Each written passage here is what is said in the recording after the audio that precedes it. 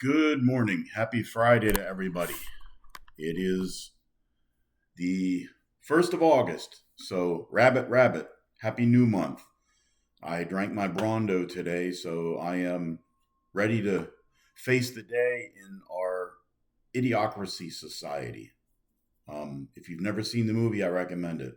But anyway, one Virginia dude here. The thing I wanted to talk about today was it had to do with, I did mention about our election in Virginia yesterday, but I wanted to touch on something that seems to be cropping up in other states across the country. The subject is red flag laws, okay? The politicians like to talk about them. I figured I'd try and shed a little bit of light on it without really going too deep into the weeds. Basically, they're also called an ERPO, Emergency Responsive Protective Order, something like that. Um, Basically, it's something that it sounds good in theory, removing somebody's firearms if they are a clear and present danger to themselves or others. But the potential for abuse is massive. Um, you can argue that they are a violation of the Second Amendment, but you could also argue that they're a violation of the Fourth Amendment and the Fifth Amendment and even the Eighth Amendment as well. Let me explain a little bit. Suppose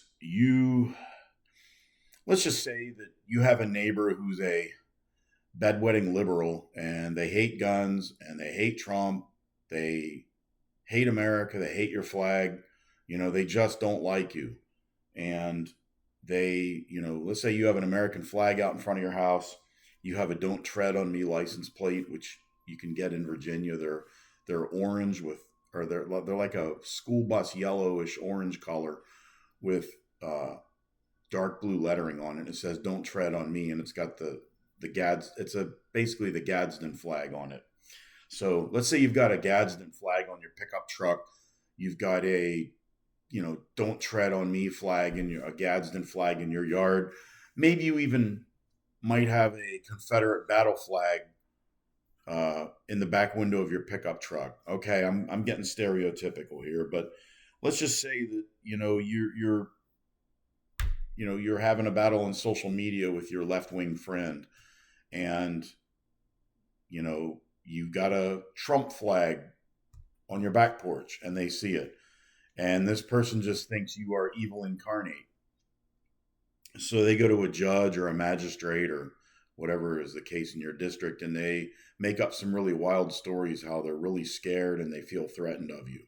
And they know you have guns. They might have seen you have a gun rack in your truck, or you come out of your house and you're legally carrying. Maybe you have a permit, maybe you don't, but you're following the law in your state. You're not brandishing, you're not carrying unlawfully or anything like that. And this person really, your mere existence causes them a lot of consternation. So they go to a judge and they try and say that they feel threatened. They worry you're going to commit a mass shooting. Maybe you said something on social media, either truthfully or jokingly, that they took out of context, they took the wrong way. Maybe you told a joke they didn't find funny, and they'll embellish the story a little bit, and they'll say how they're really scared and they have small children. And a judge, depending on your jurisdiction, is going to look at that. And most judges will probably say, well, did he do anything wrong? Did he actually threaten you? No, he didn't. Okay, and they'll let it go. But you're going to get judges in certain areas, especially if they're in a very blue area, heavily run by Democrats. The judge might say, well, shoot, this guy he's probably not dangerous, but he might be. And if I don't grant this protective order to seize his guns, well, and he goes out and commits a mass shooting or murders somebody or whatnot, and it gets back to me, that's going to ruin my career as a judge. I won't be reappointed, or if he lives in Pennsylvania, he won't be reelected because they elect their judges there. There's all kinds of things that are going to be running through his head, and he's going to put his career above that person's civil rights or presumption of innocence. So he's going to issue the order. Okay, so it's kind of like almost like having an ex parte hearing where you're not there.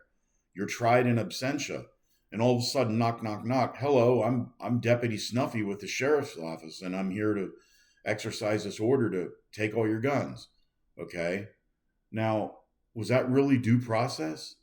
It's not like the guy actually committed a crime and then was sentenced, convicted by a jury of his peers, or by a hearing with a judge for the actual crime of robbery, burglary, assault, battery, malicious wounding, whatever kind of crime could get your Second Amendment rights revoked. There was no due process, so the police show up and they're taking they're taking his firearms. Well, now, so they take. Let's assume they get all the firearms. Okay, let's assume they get all of them because they really don't know what weapons people have, and that's a good thing. We're not supposed to register guns. It's not a car. So he's angry. His guns were taken away. He never got to face his accuser. He doesn't know where the complaint came from. He has no idea. He didn't do anything. He's not even suspected of committing a crime. Somebody reported him that maybe his behavior is off. So now you've got this really angry guy. They took his guns, but he's sitting there at home. Now, he's probably got a house with tools and a garage. He can still buy gasoline. He can buy fertilizer. He can buy diesel fuel. If he's got some basic knowledge, he could easily make his own improvised explosive device and really cause problems for somebody. Now, suppose he thinks it's his cousin Eddie, who doesn't like him, or maybe it's his brother-in-law. Maybe it's somebody he works with. So he's going to not know who ratted him out, and he might go take vengeance against the wrong person. So now, because of this, somebody else ends up injured or dead. And in every jurisdiction in the United States, there's some kind of provision. If somebody is truly a danger, and you can articulate that they are a danger, regardless of whether they own guns or not, you can get an emergency custody order or a temporary detention order. That's what they call it in Virginia. Every state has their own process for that. But you could actually get a person, if they really are deemed dangerous and the process goes through, you could get that person removed. But if the person is the danger, you remove the person, not the guns. Somehow thinking that somebody who's truly dangerous is not going to be dangerous if you just take their guns away, you're fooling yourself. Okay, so that's a big problem with the red flag laws. You'll often hear people say, well, we should have red flag laws if we can do it right. Well, the problem is there is no way to really do it right constitutionally. And that's a big thing. Here in Virginia, there are two candidates running for governor, Republican Winsome Sears and Democrat Abigail Spanberger. According to what she has said in the past, Abigail Spanberger supports red flag laws. Winsome Sears opposes them. Just on that reason alone would be enough reason to vote for Winsome Sears, even if you don't like her on anything else. Like I said in another video, the way I see it, I don't even see myself really voting for the Republicans, but I am compelled to vote against the Democrats because they believe in massively infringing on a basic civil right. They want to basically shred the Constitution. And when somebody doesn't have respect for the Second Amendment, if the Second Amendment ever goes away, well, guess what will follow right behind it? The First, the Third, the Fourth, the Fifth, the Sixth, and obviously probably the Eighth and 10th Amendments as well. So we've got a real problem with that. But when people talk about red flag laws, the rhetoric around it, it just sounds really great. Like, well, if that person's dangerous, then we should, be able to use that process against them. Well, you might have somebody who has a grudge against you and decides to push that against you. And you may not even know what's going on. And it could totally, all of a sudden it happens. And, you also are going to have a situation. You're probably going to have police officers who end up dead. You may have innocent civilians who end up dead. There was a case in Maryland where they went after a guy for red flag law, and they came up to his house at night, and he didn't know it was the police. And so he answered the door with a gun, and they shot him dead in his doorway in his own house. Um, he didn't know who, you don't expect the police coming to your house if you're just at home minding your own business. It's not like he called them, and it's not like police normally just show up as a routine call. And if the police are going to come to your house, let's say there's something going on in the neighborhood, or the police need to notify you of something, they'll usually have a uniformed officer will ring your doorbell and wait for you to answer. Or you look out the window and you see a uniformed officer there, you're okay. But when they send these officers out to do a red flag order, the officers are probably at DEFCON 1, all amped up thinking something's going to happen, and somebody answers the door with a gun. Even if they're not intending to kill the police, they don't even know it's the police at their door. Somebody, like, we live way out here in the country. People don't come by and knock on my door. You're not expecting that. And people get killed because of that. This is one of those things that you've got to be really careful about falling for the rhetoric of the politicians. And it's not just the Democrats. There are some Republicans who support it too. And I believe at one time that Donald Trump was a supporter of red flag laws. Now, I think in his second term, he's backed off on that. But, it's something that sounds great. And if you oppose it, if you say you're opposed to it, they'll say, oh, so you want crazy people to be able to keep their guns? You want violent people to be able to keep their guns? Well, it's not quite that simple, And you hear all these Democrats talking about due process when it comes to the rights of illegal aliens to stay in the country when they're not even supposed to be here. Well, they have to have due process. Well, what about American citizens having due process? Nobody ever asks about that. You're so, some people are so quick to extend constitutional rights to people who are in the country illegally and who are not citizens, but they want to deprive American citizens of their rights, just like a snap of a finger. Now, I'm not saying that people who are here who are non-citizens don't have any rights at all. That's not true. We still have, a certain duty to treat people humanely. But if you are a recipient of a deportation order, then that was your due process. You had a hearing and your claim for asylum was denied, or your visa expired, or whatever. That was your process.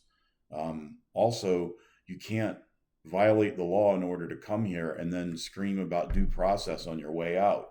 If you didn't use due process coming in, you can't really expect it on the way out. But nevertheless, the due process for somebody, if they are already on an ICE detainer, the due process is to unfortunately be deported. It's not a pleasant thing. And I do feel a lot of empathy for the people who are trying to get out of another country that's bad, but that doesn't mean that, we just can't let everybody come in here. But that's another issue for another day. But I just wanted to bring up the thing about the red flag laws. You go down that, it's easy to go down a slippery slope and it turns into an icy cliff.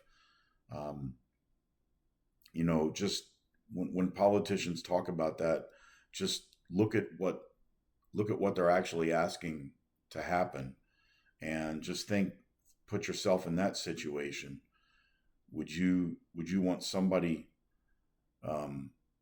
taking away one of your constitutional rights when you didn't even do anything? Just the idea of your existence, you going about your daily life, it offends people. Now, that's not the same as, if the guy's like driving around the school parking lot, pointing a gun out the window, or he's brandishing it, or he's threatening his neighbors. Yes, we have the police and the court systems can handle something like that. But you're talking about somebody who's not even accused of anything. It's just somebody gets a funny vibe about them. They haven't done anything that demonstrates they are actually a threat. And that's, it's too easy to throw somebody under the bus. And, You need to be really careful about that. So when a politician talks about that, just remember what I said and ask yourself, hey, if the person is really dangerous, then why didn't they use one of the other avenues through the legal system, through the justice system, to um, remove the person, not just try and remove their firearms? And like I said, assuming you would even get all their firearms, because somebody could, you know, the police will come and do they really have a search warrant for the whole house? Are they going to spend 7 or 8 hours looking through everything to find all of them? What if the guy only has two guns and the police come in and he'll say, "Oh, I've got a gun. I'll show you. I keep my guns right here." And there's two guns in there, but he may have, a couple other guns hidden somewhere else. Not everybody is going to have, a gun cabinet in the middle of the living room.